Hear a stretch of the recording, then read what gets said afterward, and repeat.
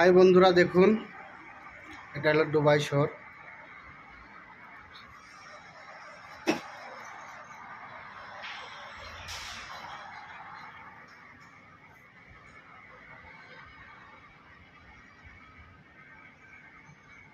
যেটা বিল্ডিং, আমরা এখানে আছি 7 তলায়।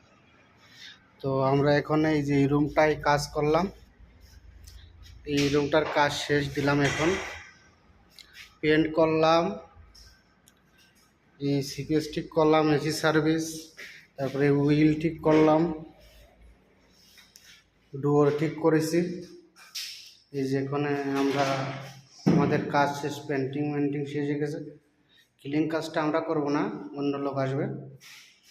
এই আমাদের সামান সব, এই যে দেখুন আপনারা।